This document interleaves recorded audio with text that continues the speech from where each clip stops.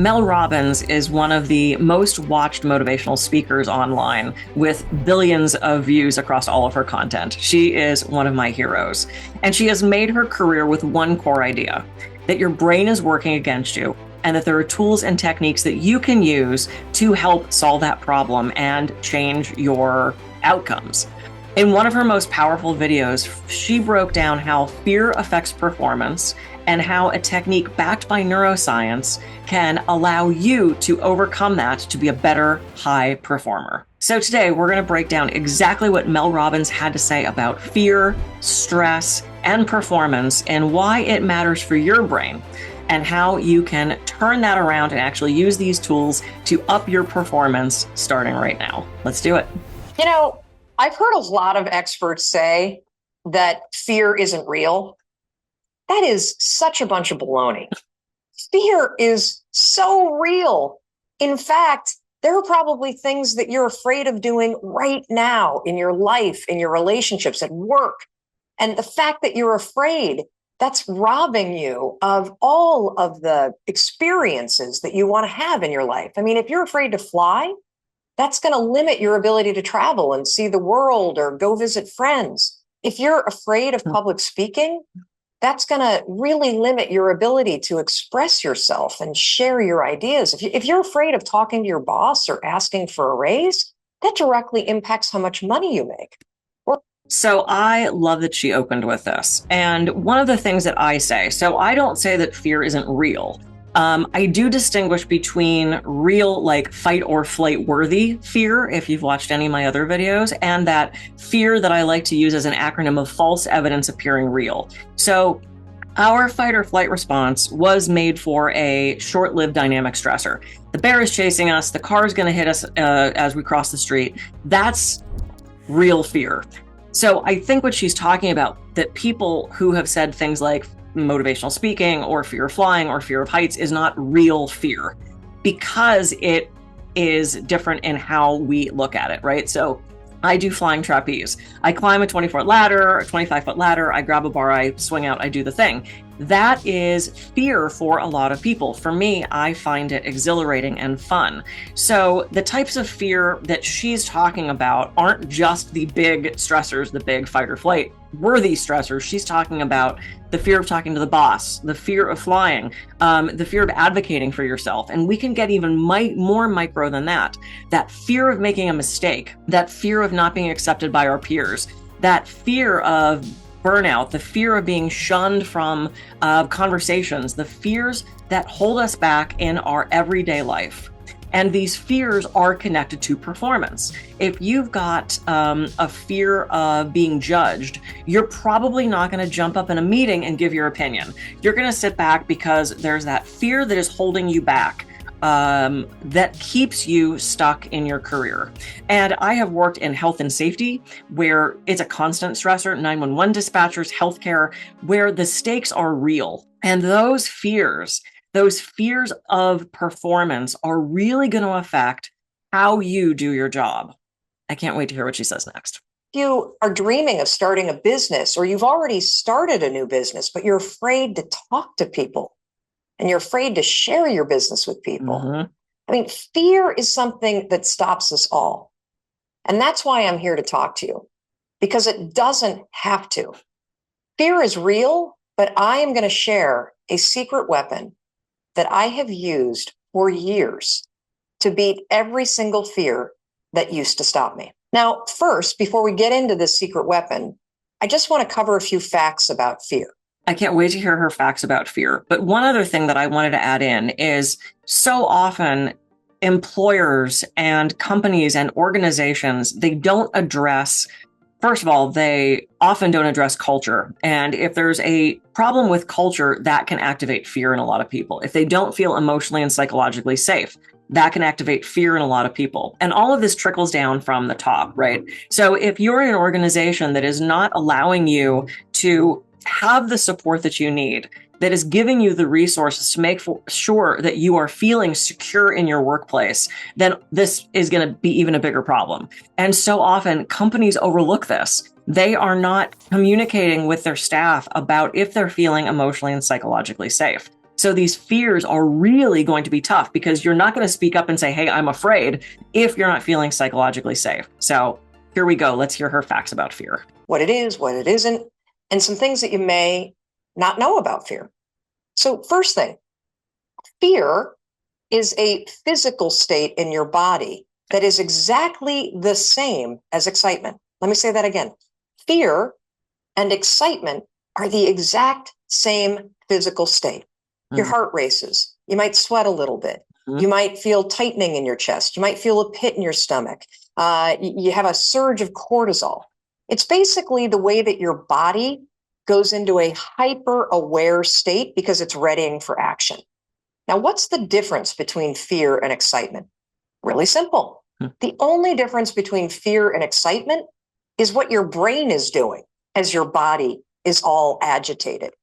This is absolutely true. So much of this is perception, right? I look at trapeze as excitement. Other people look at it as fear. So it is skirting the exact same line. The physical sensations are, like Mel just said, identical. Only the mental label changes. And our mind is so incredibly powerful. Those 50,000 negative thoughts that we have every day is affecting all of this. And the reframe, the shifting your perspective on what is happening can be incredibly powerful. The important thing to remember about this is we don't want to necessarily try to stop the physical sensation. That is really hard to do. When we're in fight or flight response, there's certainly techniques we can use to decrease that and things that we can practice over time to shift that in the present moment. But it's not necessarily important about how to stop the physical reaction. What's important in her view here is how do we shift our perception? How do we re-language how we're perceiving these physical perceptions? If we can change our brain, we can change how this is affecting everything around us. And she's going to tell us how to do that right now. If you're excited, your brain's going, oh, wow, this is going to be so cool to ride this roller coaster. If you're afraid, your brain's going, no way. There's no way I'm doing that. This is dangerous. Get out of there. Don't do that. It's saying something different. So what's critical about understanding this is that we're going to use the fact that your mind is either working for you for excitement or against you with fear to your advantage. And I'll tell you about it in just a minute, how you're going to do that. Second thing I want you to understand is that you may have heard the advice, feel the fear and do it anyway. You may have heard the advice, oh, just try to calm down. Okay, I just have to say, no one has ever calmed down from hearing just calm down. Just calm down often comes from a place of annoyance that the person wants you to stop what you're doing. Calm down, just relax, just, it comes from their agitation in response to your agitation, which does not work. I don't think there's been one person in the history of the world that went, oh, all right, and just calms down. Because if you could, you would have by now. You would have taken these steps to do that thing. So what it tends to do is it unvalidates, that's not right though, it's not the right word. It tends to disallow our feelings. It does not validate what we're feeling. And once we're validated, I can see that you're afraid here, or I'm understanding you're feeling some fear. That can change everything. So ordering someone to calm down or just breathe is not going to work. I'm all for breath work, but not in this way, right?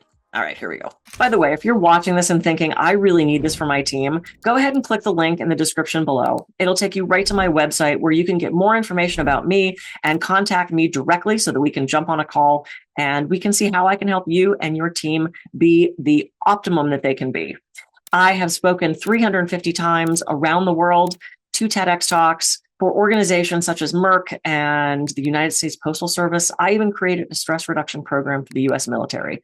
I have been studying human behavior and mind-body medicine for over 30 years, and it would be my true joy and pleasure to bring everything that I've learned over the years to your company or organization. So go ahead and click the link in the description. Let's jump on a call. We'll see how I can help. And now, on to the rest of the video. Think positive thoughts.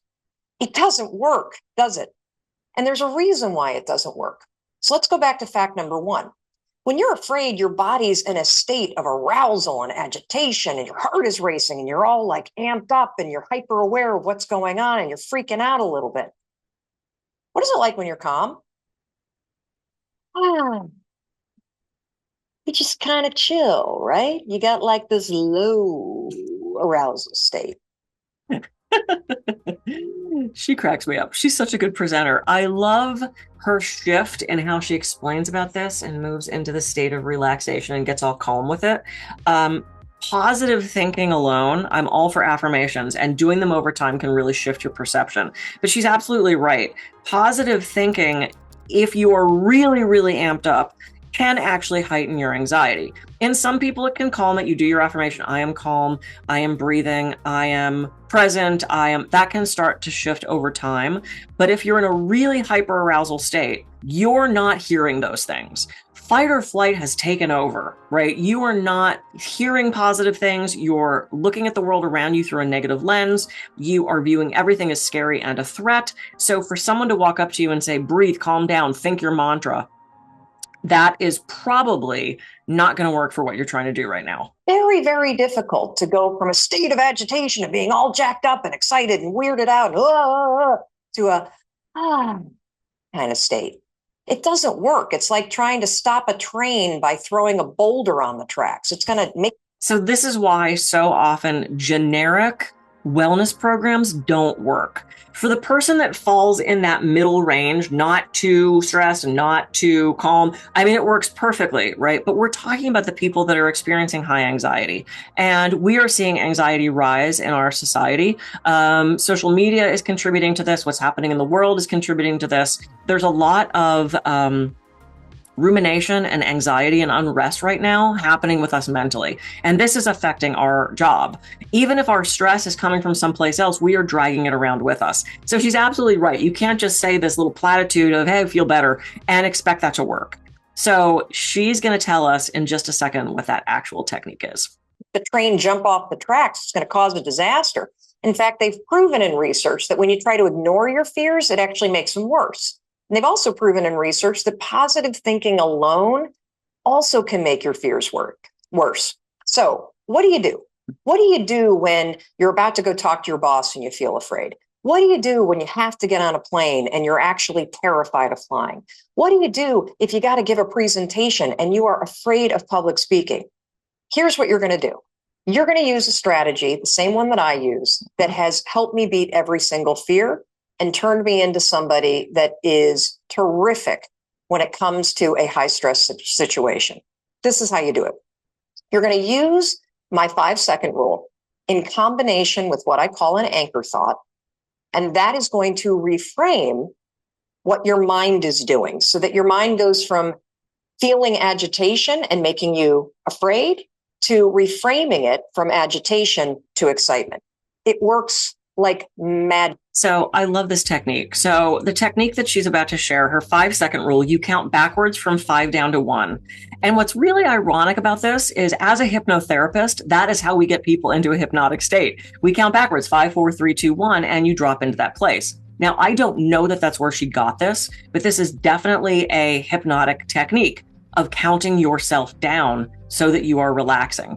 The other thing that she's adding to this is an anchor thought. And again, that's a hypnosis technique. We might set an anchor of touching your fingers together and saying, I am calm, or this is excitement, or peace, joy. We set anchors all the time in hypnotherapy. So this is pretty exciting that she's doing this. So you will pre-select something that reframes the experience from fear to excitement. So if you're really dreading going into this meeting and you're having fear about it, rather than doing the fear, you count backwards from 5 down to 1, and you say, I'm excited to share my ideas. I can't wait to share my ideas. My ideas are going to be so well accepted that this meeting is going to go great. I'm excited. And you start to talk yourself into the excitement aspect of it. Feel the excitement more than the fear. That is actually going to be easier for you to do than calm. Take advantage of the physiology that's happening in your body. You're already amped up. So rather than trying to undo that, this very complicated cascade of hormones and chemicals, use it to your advantage. Use that as excitement. Now, I have used this technique for years, literally for years. And one of the ways that I want to introduce you to it is I want to take you backstage. I want to take you backstage to a speech that I delivered this year. And what you're going to see is you're going to see me behind, the major set. I'm about to walk out. You can kind of hear the crowd roaring. My introductory video is playing. My body is in a state of arousal. Yeah. I am literally, my heart is racing. My arms are sweating. Like, it's like, you're going to see this. I'm going to tell you about it. And you're going to watch me use this same technique I'm going to teach you to reframe my nerves into excitement. Check this out. All right, I'm about to go on stage. There are 7,000 people out there. And it's so exciting because what they don't know is they're about to learn the 5-second rule, and their lives will never be the same again. Now, I got to tell you, my heart is racing. My armpits are sweating. I have the exact same physiological feeling as when I'm afraid, but I'm not afraid. I'm excited. Excitement and fear is the exact same thing in your body. It's just what your brain calls it. Here's a trick that's proven by science that I use every time I speak. When I start to sweat, when I start to have butterflies, when I start to have my heart race, I say, I'm excited. I'm excited to get out there. I'm excited to talk to these people. I'm excited to share the 5-second rule. And what that does is it sends a message to my brain that tells my brain why my body's all agitated and excited. And that way, I don't feel afraid. Remember, excitement and fear, exact same thing in your body. The only difference is what your brain calls it. Go get them. Now, So one of the other reasons this technique works, and I love her example, and I love that she filmed this backstage, and 7,000 people, yes, that could be nerve-wracking for anybody. I mean, no matter how experienced a speaker you are. You know, in the world of things like affirmations and visualization, we talk about our brain doesn't recognize the difference between what we're thinking about and imagining and what's actually happening. So we are standing backstage and we're looking out and we're seeing the 7,000 people and the intro music's playing and they're doing the introduction. Your brain has a choice, right? It's taking in that input and it can read it as fear or excitement. Your brain doesn't recognize what you're about to program it as being anything other than real, right? So if you're going into this fear, I'm really afraid of this, I'm really afraid of this, your brain's like, oh, okay, cool. And if you say, I'm really excited about this, your brain goes, oh, okay, cool. Because that's how it works. It doesn't recognize the difference. So in that reframe, this is key because you want to tell your brain what you want it to do. Take that excitement, use it for your benefit. This is what high performers do. This is what professional athletes do. This is what Olympians do. This is what high executives do. They do not let fear get in their way. They might feel it and still do the thing, which is what her original feel the fear and do it anyway. Yes, but at that rate, they're converting the fear into that excitement. So that's where you can feel it and make it work for you. Reframe, reframe, reframe. So important for our brains. The other thing that's really similar to this, to what I teach, is the mini meditation. It's the concentrating on the breathing and the inhale, I am, exhale at peace, which is something that I do before I go on stage. I don't get nervous typically before I speak, and I'm really lucky that my brain does not typically go to anxiety or anxious thoughts. But I like to do the mini before I go on stage because it brings me back to this present moment. And anything that the fight or flight response would be contributing to what I'm about to do starts to cease a little bit. It turns the volume down on that. Getting into that space of the I am at peace, anchoring in that present moment. This is something that we need to do more of. We need to stay present, because if you think about it, if you're not thinking about the past or the future, where is it? It's all up here. And I have some clients right now who are really freaking themselves out because of what their brain is telling them. And they're having trouble ceasing these thoughts. These techniques are really simple. They're not necessarily easy. I believe these do take practice. And I have not done a lot of work with this technique because, like I said, I don't tend to have anxiety. In reading all of the comments under this video, a lot of people have used this and they're benefiting from it, which is incredibly exciting. Anytime that we are taking control of the situation and we are making choices that are beneficial for us, that can only end well, right? And often the highest performers on the team are the ones in the highest amount of stress. And if we can give them more tools to make sure they are staying efficient and effective at their job, it's just going to benefit the whole organization. The entire company is going to be lifted up because this one person is taking these steps to use these techniques. You can use this technique or any of the techniques I teach anytime you are heading into a high stress environment. If you are feeling, as she said, nervous about getting on the plane before you go to this business meeting, if you have to drive really far to get to the organization, maybe you have this fear of driving on the freeway, or being in a lot of traffic makes you anxious, or driving to some place that you're not familiar with is anxiety producing for you. All of these things can set you up for less success if you go into these situations stressed. So using this technique before anything makes you nervous, I highly recommend you try it. Give it a shot and do it. Here's the other thing, along with the techniques I teach, there's no side effects. There's no prescription required. It doesn't cost you a thing. And if nothing else, you start to hone the practice of shifting your perspective and changing your brain so that you can be a stress-free, less anxiety, high performer. I'll give you one more example, just to make sure that you really get how you can use this. So a lot of you have written to me about your fear of flying. And I can really relate to that fear because I used to have the exact same fear. But I use this same strategy to conquer it. Here's how you're going to do it. So first things first, if you've got to do something that really makes you nervous or that you're afraid to do, before you're about to do it, come up with an anchor thought. What's an anchor thought? Well, an anchor thought is something that's going to anchor you so that you don't escalate any situation into a full-blown panic attack or into a situation where you screw things up. It's a way for you to anchor yourself so you maintain control over what you're thinking and how you behave. So here's an example with flying. It's important when you're creating an anchor thought to pick something that is in the proper context of what you're afraid to do.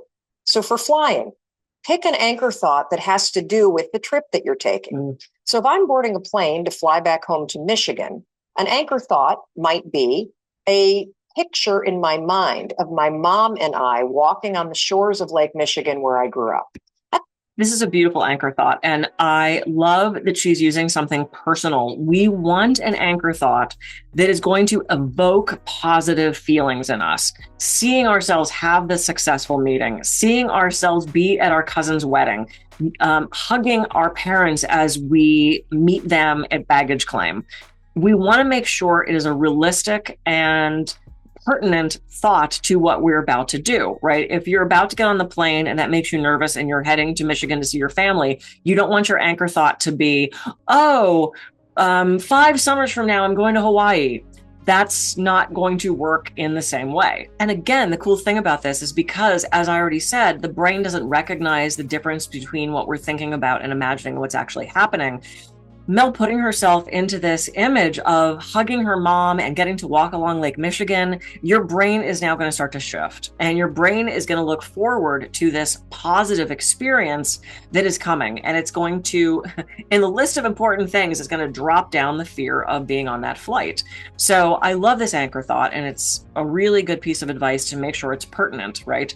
The visualization aspect of this is so key. Visualization is backed by so much research showing that we can affect not only health outcomes, but also sports performance, athletic performance. This is what high performers in so many fields are doing. They are imagining the positive outcome. With these 60,000 thoughts a day and 50,000 of those being negative, we are getting inundated with negative thoughts. We are getting inundated with input from other people that is negative. We are getting input regarding stress and anxiety from the radio, the TV, the podcasts, the text messages, the social media that we are exposing ourselves to. Anything that we can do to take control and start to shift that thinking is going to allow us to perform better. Because what is the fear on the plane? Being out of control. What are most of these fears and anxieties? Come down to feeling out of control. This is a lot of what holds us back. So as soon as we shift our thinking and we get to replace that thought with something positive that we are looking forward to, we're going to start to see that our performance improves, our communication, our leadership, all of these things are going to be enhanced. And it's such a simple technique that you can do right now. It's a thought that makes me happy. It makes me excited. And it's also related to the trip that I'm taking. If you have a conversation that you need to have with your boss, pick an anchor thought about how you feel after having that conversation. Maybe it's you picking up the phone and calling somebody that you love and saying, oh my gosh, it went so well. Or, you walking out of the meeting and feeling like, yeah, I survived that conversation. I feel pretty good about myself. Mm-hmm. So now that you have your anchor thought, you're ready to beat the fear. How you're going to do it is this. So let's go back to the example of the plane. I'm on the plane, I'm flying to Michigan. We hit turbulence. Mm-hmm. My body's going to start getting agitated, right? I'm starting to get nervous. My heart starts to race. One of two things can happen. I can't control how my body might feel, but I can always control what I'm thinking about, and I can always control how I act. Yes, 100%. So when I'm on a plane and the turbulence hits, 5, 4, 3, 2, 1, that's step one. And it's essential. And the reason why using the 5-second rule, 5, 4, 3, 2, 1 is essential is because that is how you switch the gears in your mind, you awaken your prefrontal cortex, and you trigger your brain that you're now in control of your thoughts. You've interrupted the fear. You've settled your thoughts, and now your brain is ready for that anchor thought. So we call this a pattern interrupt. Something that comes in that is not expected, that your brain is not necessarily ready for, that can almost control alt delete it so that it's ready to take new information. So that 5, 4, 3, 2, 1 shifts your brain to something else. It shifts your brain to a different part of it, prefrontal cortex, so that you can start dealing with things in a little more cognitive way. The amygdala, that fight or flight response part of your brain, is not doing math. And not that this is math, but numbers and symbols go directly to our subconscious. So as soon as you take that pause and you do the 5, 4, 3, 2, 1, it is going to give you space to put that new thought in. So then what I do after I go 5, 4, 3, 2, 1 is I insert the anchor thought that I've already come up with before the flight. I start thinking about walking on the beach and being with my mom and my dad. And I start telling myself, I'm so excited to walk on the shores of Lake Michigan. I'm so excited to see my parents. Now, something remarkable is going to happen in your brain. Because you've interrupted the fear, and because you've used the 5-second rule to assert control and awaken your prefrontal cortex, and because you have an image that contextually makes sense to your brain because you're flying to Michigan, you know what your brain does? Your brain goes, oh, Mel's excited to go to Michigan because my body is in a state. Remember the first fact? Fear and excitement, exact same thing. Same thing. What's the difference between fear and excitement? What your brain is saying. Using the 5-second rule and an anchor thought, you can actually switch the gears in your mind and reframe the thoughts of fear into thoughts of excitement.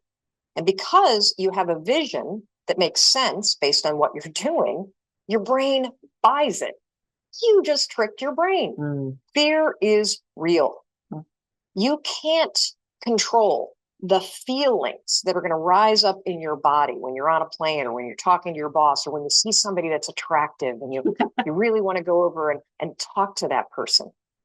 But you can always control what you think, and you can always make a decision about the actions you're going to take. So the next time Yes, you can always control what you think. So many people are a slave to their thoughts. And this is such a beautiful example of how we can reframe that.